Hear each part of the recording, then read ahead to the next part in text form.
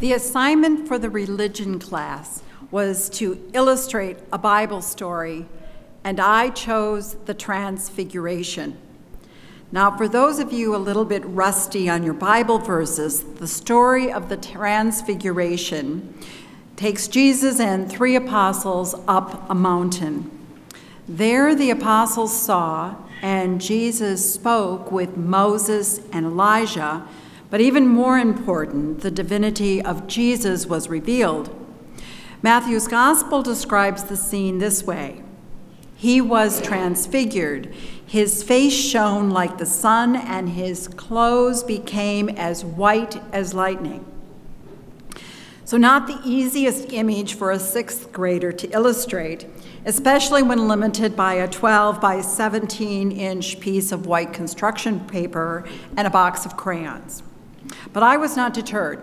I may have been inspired by episodes of Adam West's Batman. You remember those, some of you with gray hair like mine, where in the poorly choreographed fight scenes, they would cut to those one words. So my word for the Transfiguration was wow, in big block letters, and then the color radiated out to the edge of the piece of paper. So as I mentioned during our chalice lighting, I had a lot of difficulty with the word revelation, since I was requiring the definition to include divine inspiration, as well as something really big, something transformative, something wow. Now, I grew up a Midwestern girl in Wisconsin. I'm in a middle-class home. I went to college and became a librarian. Those are not factors that lend themselves to wow. So as I thought about our theme, revelation, and this service, I knew I needed to shift my perspective. What if I interpreted revelation as those incidents that changed my direction, maybe ever so slightly? That to have experienced revelation need not be as dramatic as a total solar eclipse, but could be as subtle as a quiet morning sunrise if I chose to do something different. That the change in my life need not be 180 or even 45 degrees to be transformative, but it could be as slight as 1 or 2 degrees that would take me in a different direction. So then I began to identify those mini revelations that took me somewhere new. A number of years ago, on another Martin Luther King Jr. weekend, George Thompson participated in a Voices of the Congregation service. His words resonated with me and provided one of those mini revelations. He told a story of traveling to Mississippi to visit his grandmother. I had also made summer trips to Alabama to visit my grandmother. As he spoke, I was struck by the similarities we experienced traveling 2-lane roads in the 1950s without air conditioning, but I also recognized dramatic dissimilarities on his trip and mine.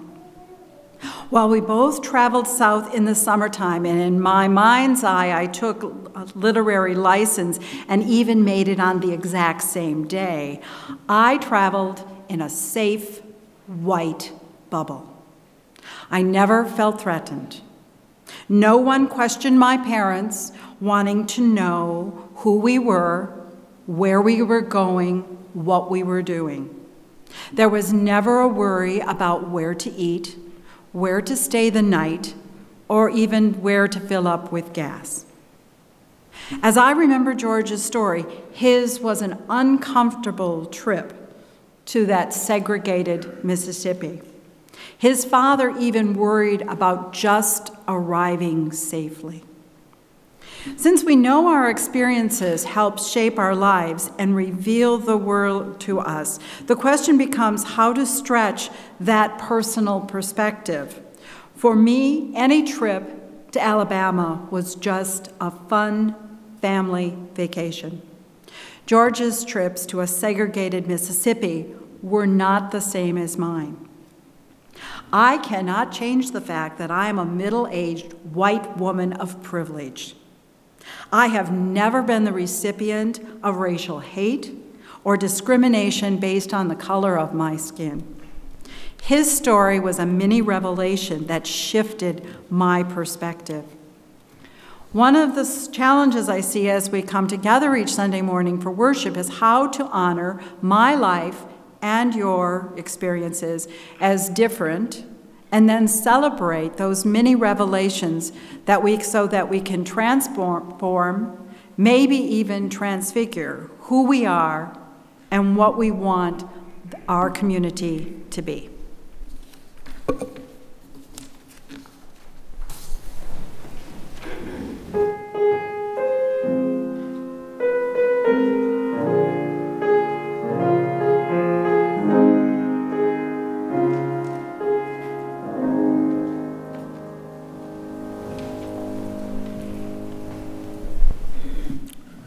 Good morning.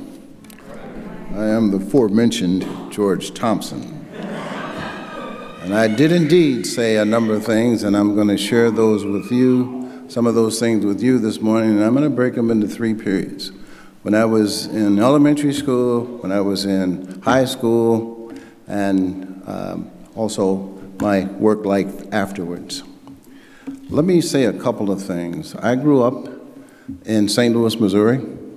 I was born in 1942, so you can calculate really quickly and you'll see I'm close to 76. When I grew up in St. Louis, I lived in an all-black neighborhood.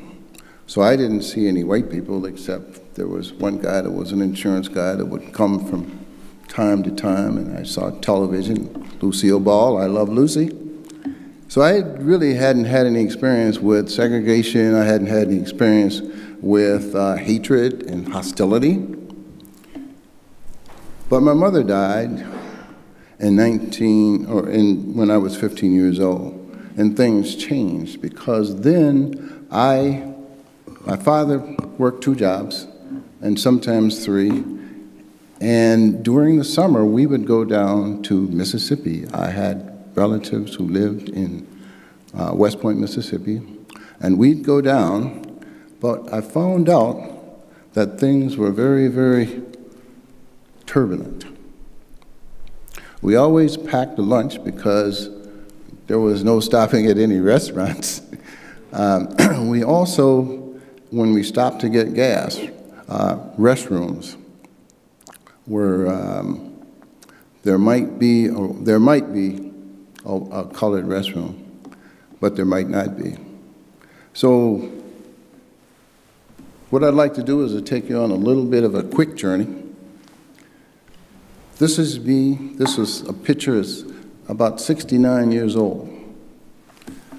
That's me over on the left-hand side for you. It's my older sister, Mary, and my other 2 sisters, Rose and Stella.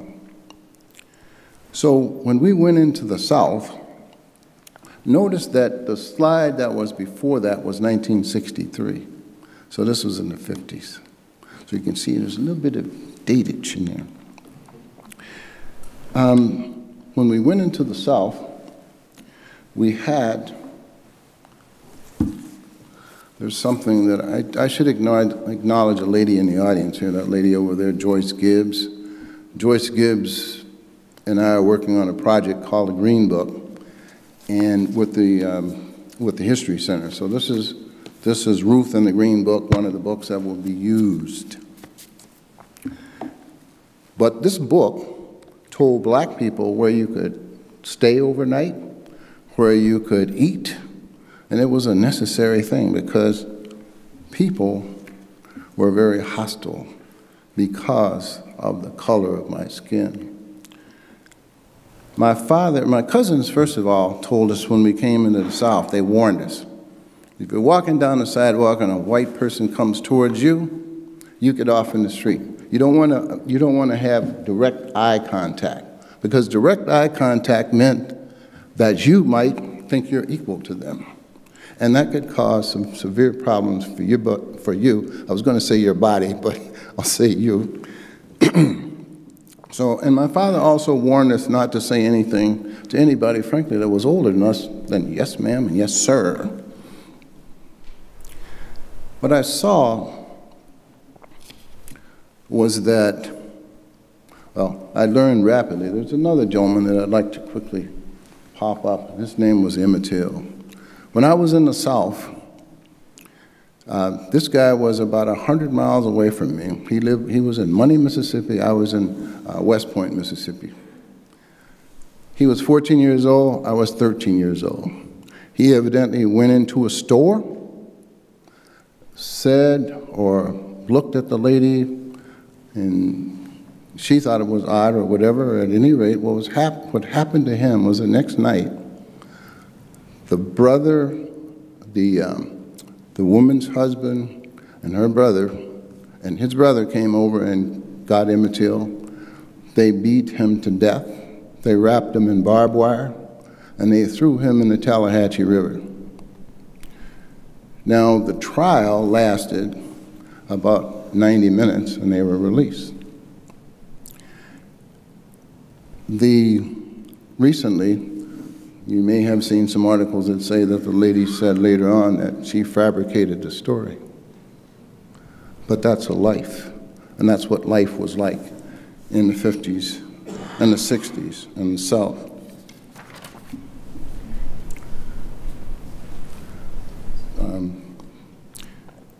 The NAACP asked me to speak at the march tomorrow at noon and talk a little bit about some of the experiences. So that was high school, or that was when I was 12, 13 years old. As I got older, you may flip the switch.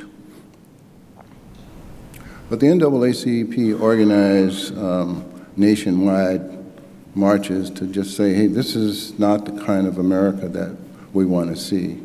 People should be able to ride in buses. They should be able to sit in restaurants. They should be able to have jobs. They should be able to live where everyone else can live. When I was in high school, there was a lady named Ruby Bridges, a little girl named Ruby Bridges. Ruby Bridges was 6 years old. Her family allowed her to be used to help to integrate the schools in New Orleans. This is 1960, so I was real old. I was a high school senior, 1960. But you can see on the side here that the crowd was not real happy to see little Ruby show up, and all she wanted to do was to get an education in school. Now, it's interesting, the parents pulled all of their kids out of school. They didn't want her going to school with a black person. The teachers refused to teach Ruby. This is a little girl that's 6 years old, and all she wants to do is go to school.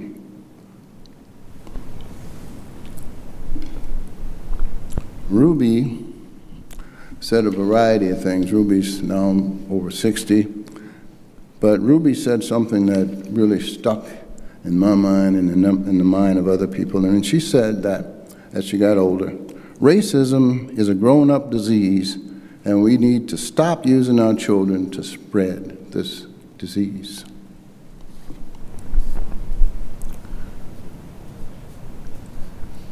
So, as I moved into college,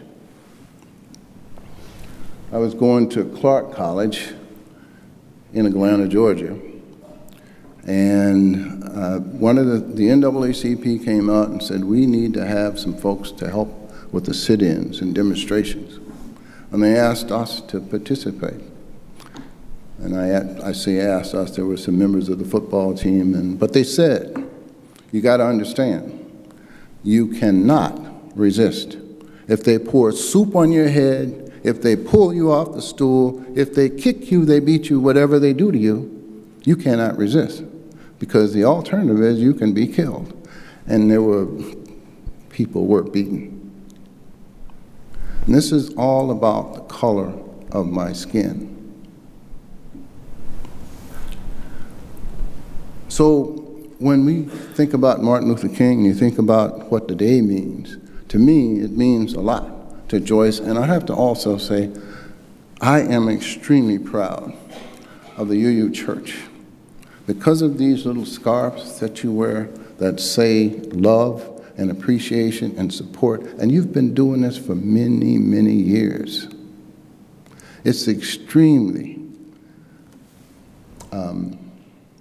impactful to look around. When we do the march, and I've participated in the march now for a number of years, but it's so impactful to look around and see all the UUs show up with their little yellow sweaters, the little yellow scarves that say, hey, we stand behind. We know what injustice is like, and we support a number of groups that have been discriminated against for simple things.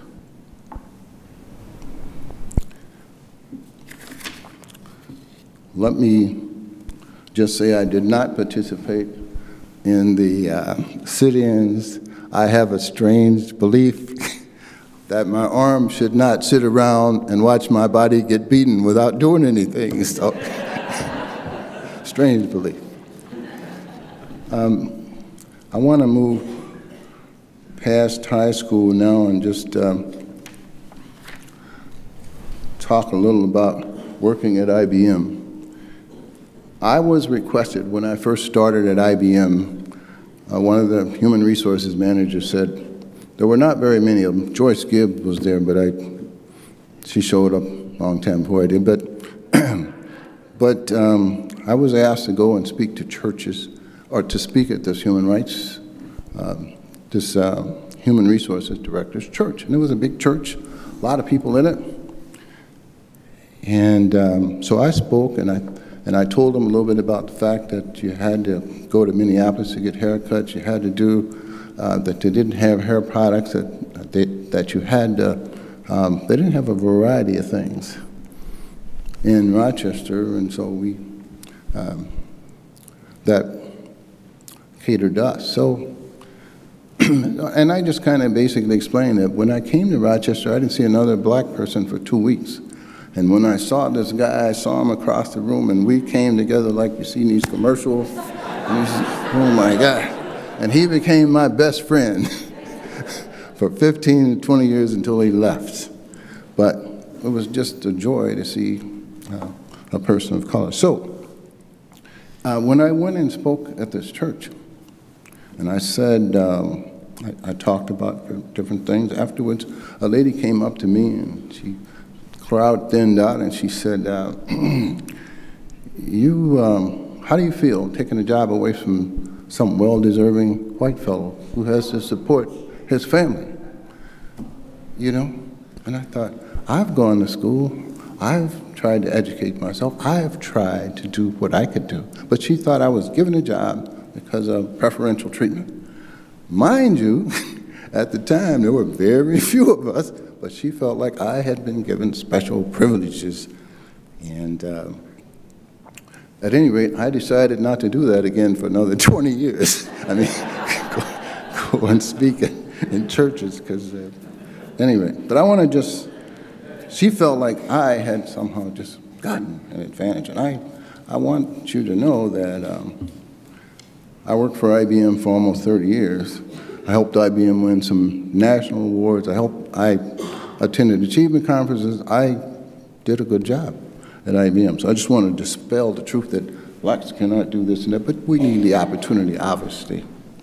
And I want to also say quickly that I am so proud of the work that this church does in regard to human rights and support. And the hugs and the support, and these little scars are very, very helpful for me.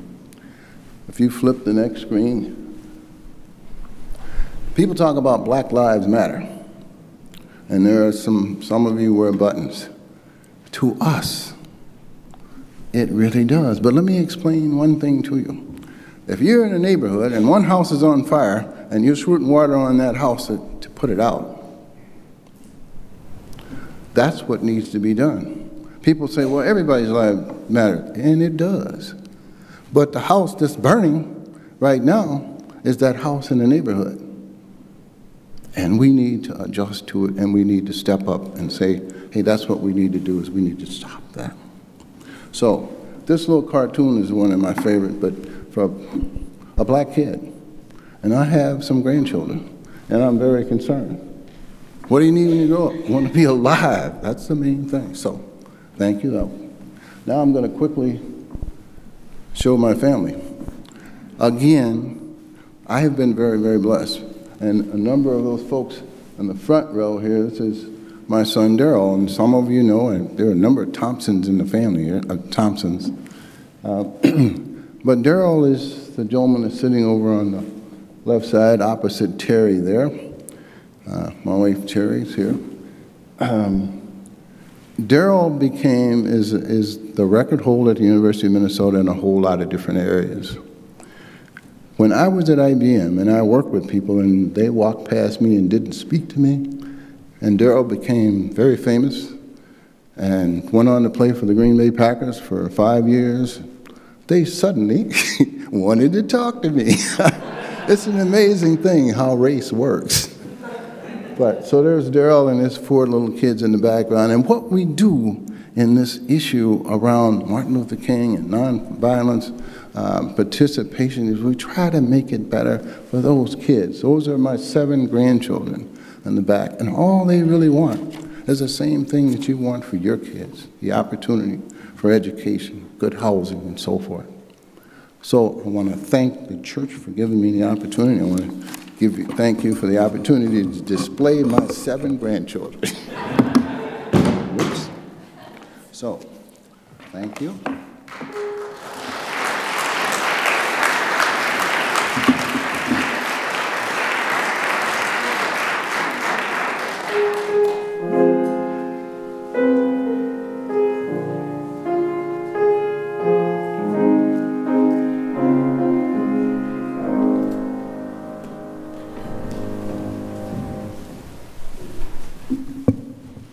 From the Reverend Dr. Martin Luther King, Jr. I have been gravely disappointed with the white moderate. I have almost reached a regrettable conclusion that the Negro's great stumbling block in the stride toward freedom is not the white citizen's counselor or the Ku Klux Klanner, but the white moderate, who is more committed to order than to justice, who prefers a negative peace, which is the absence of tension, who constantly says, I agree with you in the goal you seek, but I can't agree with you in the methods of direct action, who paternalistically feels they can set the timetable on someone else's freedom. Why make all the fuss, the question often comes. What's the big deal? Do something constructive, not destructive. There must be a better way than this, whatever protest it happens to be that day. Trevor Noah on Comedy Central's The Daily Show says, when is the right time for black people to protest? Seriously. Speaking of the Take a Knee protests in the National Football League, Noah says of government officials, they don't mind protests. They think it's technically a right. They just don't want people to do it in public or where anybody can see it. He continues, think if they gave that advice to Rosa Parks, saying, Rosa, don't protest on the bus. People have places to be. Just take the bus home, sit on your own couch, and protest from home. No inconvenience, and boom, racism solved.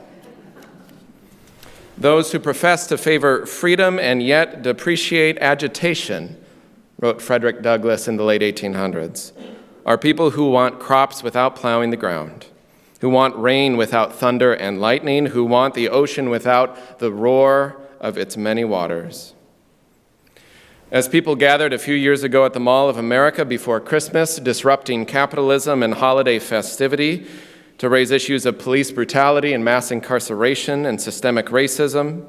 And then as people gathered on Interstate 94 in St. Paul, disrupting businesses as usual, to raise conversation around racial disparity. And then as people gathered at the 4th Precinct in Minneapolis, again to protest the death of a young black man, Jamar Clark, they all were met in commerce and on public highways and at a police precinct by armored force, ridicule, heckling, threats, anger, vicious language.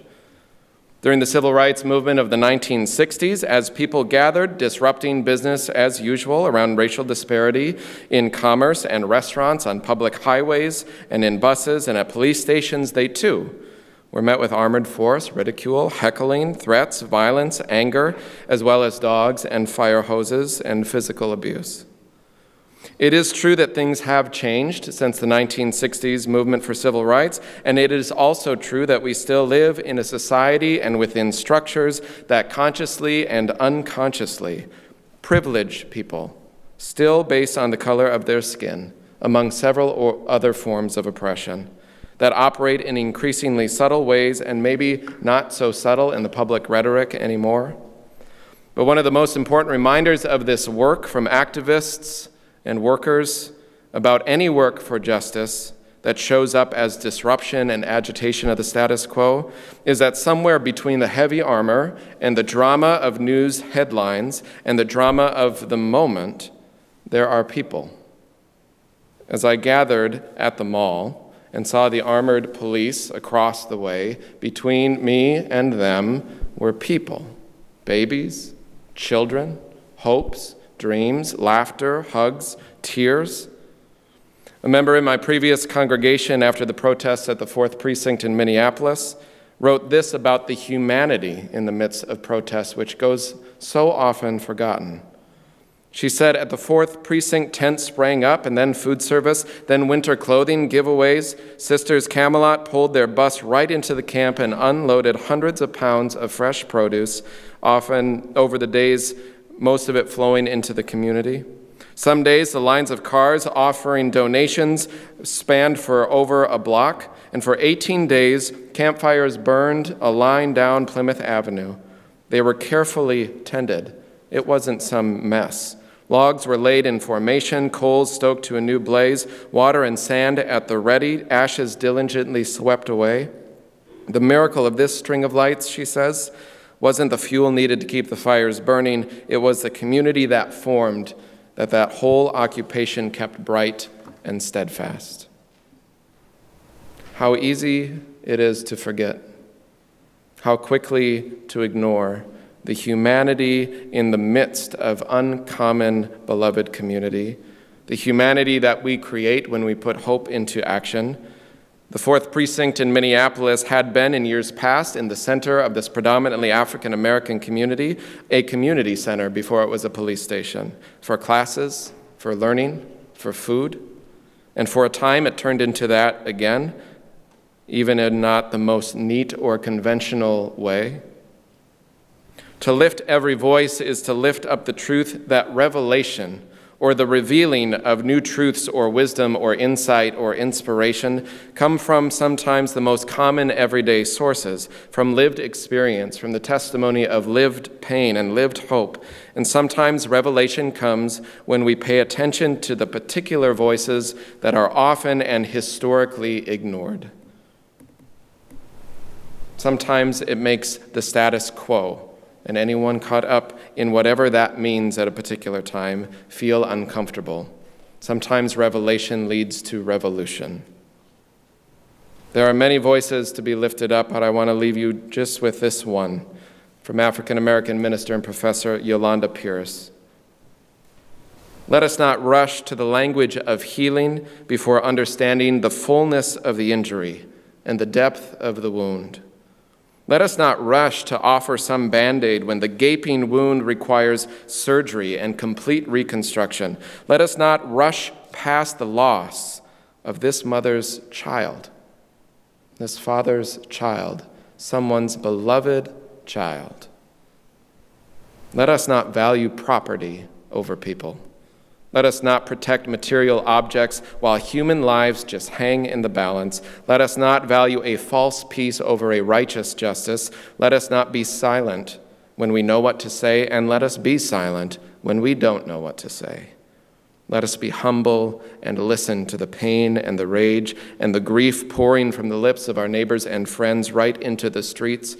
Let us pray with our senses open and our feet and our lives and our souls firmly planted on the ground in the real world. May it be so. Amen.